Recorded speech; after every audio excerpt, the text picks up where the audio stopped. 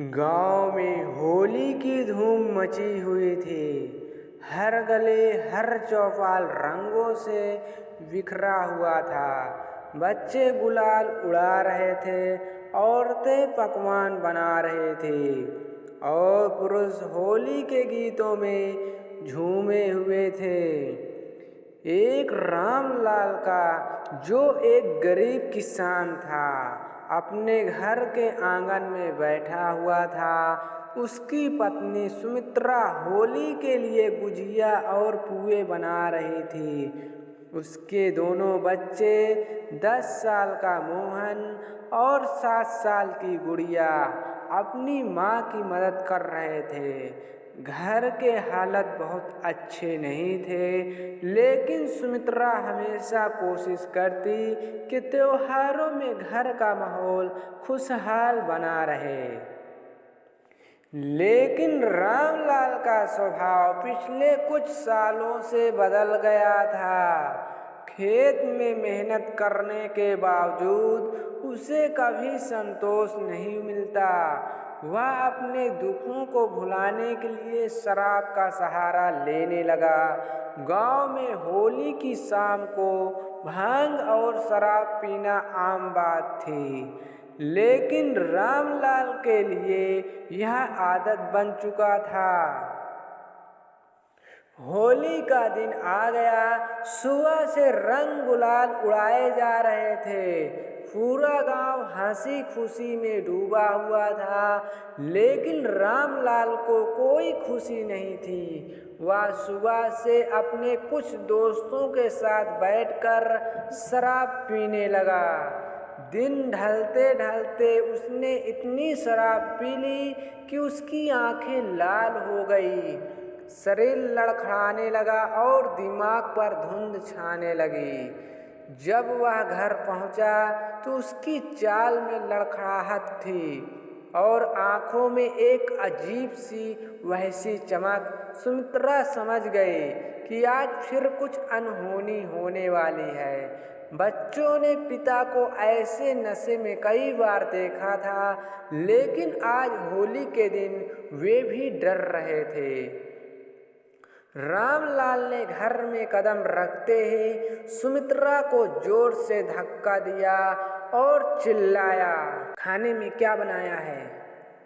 सुमित्रा ने डरते हुए कहा, गुजिया, पुए और आलू की सब्जी बनाई है।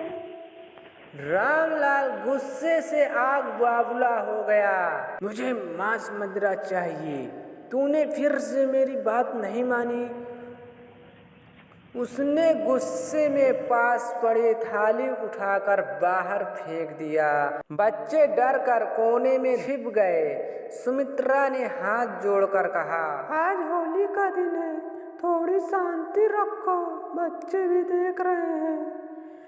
लेकिन रामलाल तो शराब के नशे में धुत था, उसे कुछ सुनाई नहीं दे रहा था। उसने सुमित्रा को जोर से थप्पड़ मारा, जिससे वह नीचे गिर गई। मोहन और गुड़िया रोने लगी, लेकिन रामलाल का गुस्सा कम नहीं हुआ।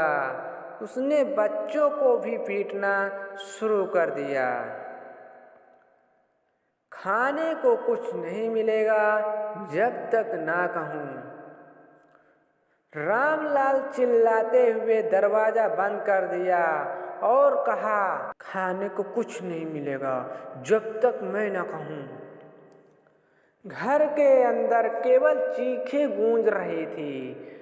मोहन ने अपनी माँ और बहन को इस हालत में देखकर ठान लिया कि वह कुछ करेगा। वह चुपके से छुपकर घर से बाहर निकला और गांव के सरपंच रामदीन के घर पहुंच गया। बाबा बाबा, पिताजी बहुत शराब पीकर माँ को और हम सबको मार रहे हैं। सरपंच ने तुरंत गांव के कुछ लोगों को इकट्ठा किया और रामलाल के घर पहुँचे। दरवाजा तोड़कर जब वे अंदर घुसे तो देखा सुमित्रा घायल पड़े थे, गुड़िया सहमी हुई थी और रामलाल गुस्से से चीख रहा था। गांव वालों ने उसे पकड़ लिया और खूब डांटा। सरपंच बोले, रामलाल, शराब ने तुझे ऐसा हैवान बना दिया है। आज त्योहार का दिन था और तू इसे मातम बना दिया। अगर तू अपनी बीवी बच्चों से प्यार नहीं करता तो किसी के लायक तू नहीं है। अगले दिन रामलाल का जब नशा उतरा तो उसे होली की रात का एक दृश्य याद आया। उसे अपने किए पर शर्म आई। उसकी बीवी के आंसू, बच्चों का डर, गांव वालों की फटकार, सब कुछ उसे झकझोर कर रख दिया। उसने सुमित्रा के पैरों में गिरकर माफी मांगी, बच्चे को गले लगाया और कसम खाई वह अब कभी शराब को हाथ नहीं लगाएगा। गांव वालों ने भी उसे समझाया कि शराब केवल बर्बादी लाती है। सरपंच ने उसे खेतों में अधिक मेहनत करने और अपने परिवार को खुश रखने की सलाह दिया। रामलाल ने अपनी गलतियों से सीख ली कि अगले साल होली पर जब गांव में रंग खेला जाएगा तब वह अपने बच्चों के साथ हंसते हुए गुजिया खाएगा, बिना शराब के, बिना गुस्से के। इस कहानी से हमें यह शिक्षा मिलती है कि शराब परिवार और त्योहार दोनों को नष्ट कर सकती है। असली खुशी अपनों के साथ प्रेम और सम्मान से रहने में है, ना कि नशे के बहकाने में। दोस्तों, कहानी अच्छी लगी, मेरे चैनल को सब्सक्राइब जरूर करें। धन्यवाद।